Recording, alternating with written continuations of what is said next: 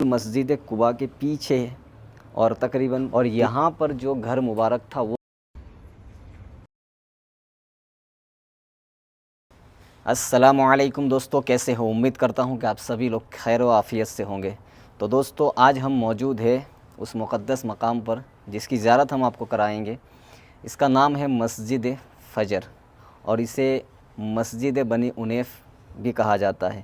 بعض روایتوں میں آتا ہے کہ آقا کریم صلی اللہ علیہ وسلم نے اس مقام پر فجر کی نماز ادا کی تھی، اس لیے اس مقام کو مسجد فجر کے نام سے بھی جانا جاتا ہے۔ اور یہاں پر جو گھر مبارک تھا وہ تھا طلحہ بن برہ رضی اللہ تعالیٰ عنہ کا۔ وہ چھوٹے صحابی تھے جن کی عمر بعض علماء لکھتے ہیں کہ 10 سال اور بعض علماء لکھتے ہیں 11 سال۔ اور وہ صحابی جو بیمار تھے ان کی عیادت کے لیے آقا کریم صلی اللہ علیہ وسلم جب یہاں تشریف لائے تو آقا کریم صلی اللہ علیہ وسلم نے طلحہ بن برہ رضی اللہ تعالیٰ عنہ کے جو باپ تھے برہ، ان سے فرمایا کہ رات میں انتقال کر جائیں گے اور جب انتقال کر جائے تو مجھے جنازے کی نماز کے لیے بلایا جائے۔ عیادت لے کر جب واپس مدینے کی طرف تشریف لے گئے، اس کے بعد طلحہ بن برہ رضی اللہ تعالیٰ عنہ جو ہے وہ اپنے باپ سے برہ سے پوچھتے ہیں کہ میرے باپ، آقا نے کیا کہا؟ آقا نے کیا کہا؟ تو برہ نہیں بتاتے۔ پھر جب کہتے ہیں کہ اگر میرے آقا نے کہا ہے نہیں بتانا تو مت بتاؤ، اگر نہیں کہا ہے تو مجھے بتاؤ۔ تو برہ اپنے باپ سے کہتے ہیں کہ آقا یہ کہہ کر گئے ہیں طلحہ کا انتقال ہو جائے گا اور جب انتقال ہو جائے تو مجھے جنازے کی نماز کے لیے بلایا جائے۔ تو یہاں پر ایک محبت دیکھنے کو ملتی ہے، آقا سے محبت۔ وہ کیسی محبت کہ یہاں باپ بیٹے رونے دھونے کی بجائے اپنے باپ سے طلحہ کہتے کہ اگر میرا انتقال ہو جائے تو میرے آقا کو نہ بلایا جائے۔ تو برہ کہتے ہیں کہ کیوں؟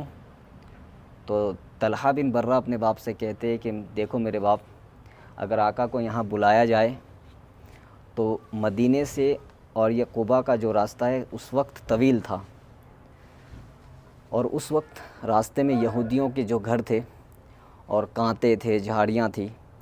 تو طلحہ کی محبت یہ تھی کہ طلحہ نے فرمایا اپنے باپ سے کہ میرے باپ، اگر رات میں میرا انتقال ہو جاتا ہے اور آپ آقا کریم صلی اللہ علیہ وسلم کو یہاں بلاتے ہیں اور راستے میں میرے آقا کو ہو سکتا ہے کانٹے بھی چبھے، میرے آقا کو راستے میں یہودی کچھ نقصان پہنچائے، اس وجہ سے آقا کو یہ خبر نہ دی جائے کہ میرا انتقال ہو گیا ہے۔ فی الحال دوسرے دن جب آقا کریم صلی اللہ علیہ وسلم کو اس بات کا پتہ چلتا ہے تو آقا کریم صلی اللہ علیہ وسلم اس مقام پر بھی آتے ہیں اور پھر کہتے ہیں کہ کہاں ہے ہمارا چھوٹو، کیونکہ ان کی عمر بہت چھوٹی تھی، 10 سال کے صحابی تھے۔ تو جب ان کو کہا جاتا ہے کہ ان کا انتقال ہو چکا ہے، ویسے تو آقا کریم صلی اللہ علیہ وسلم نے اسی دن بتا دیا تھا جس دن ان کی عیادت کے لیے آئے تھے کہ اس رات میں طلحہ کا انتقال ہو جائے گا۔ پھر جب ان کے قبر پہ جاتے ہیں، وہاں پر جا کر بھی کچھ روایتوں میں آتا ہے کہ آقا کریم صلی اللہ علیہ وسلم نے ان کی قبر پر جا کر پھر سے جنازے کی نماز پڑھی اور ان کے لیے دعائے مغفرت کی۔ تو یہاں پر ہم آپ کو دکھاتے ہیں مسجد کا کچھ اندرونی حصہ جو آج بھی محفوظ ہے، جہاں پر آقا کریم صلی اللہ علیہ وسلم فجر کی نماز ادا کیے تھے اور ہو سکتا ہے اس سے زیادہ بھی کچھ نمازیں یہاں پر ادا کی ہو۔ تو یہ مسجد کے اندرونی حصہ ہے، اور جو یہ باہر کا آپ کو جو ڈیکوریشن نیا نظر آ رہا ہے، یہ سعودی حکومت نے ابھی اسے محفوظ رکھنے کے لیے اسے بنایا گیا ہے۔ اور یہ جو اندر کا حصہ ہے یہ پرانا ہے، قدیم ترین پرانا، اور بالکل سامنے ہے یہ محراب۔ تو یہیں پر آقا کریم صلی اللہ علیہ وسلم نے فجر کی نماز ادا کی تھی۔ سبحان اللہ۔ اور آج اللہ نے ہمیں اس مقام پر اس مقام کی زیارت عطا کی۔ تو جو بھی لوگ جب بھی مدینہ آئے تو یہ مسجد جو ہے بنی انیف کے نام سے جانی جاتی ہے۔ تو یہ بالکل مسجد قباء کے پیچھے ہے اور تقریباً 300 یا 400 میٹر کی دوری پر ہے۔ تو جو بھی لوگ جب بھی مدینے کی حاضری ہو تو اس مقام کی ضرور سے زیارت کریے اور ہمیں بھی دعاؤں میں یاد رکھیے۔ اور یہ زیارت اگر آپ کو پسند آئی ہے تو اگر آپ کا دل کرے تو چینل کو سبسکرائب ضرور سے کر لیں اور لوگوں تک بھی اس ویڈیو کو شیئر کریں تاکہ اور لوگ بھی زیارت کر سکیں۔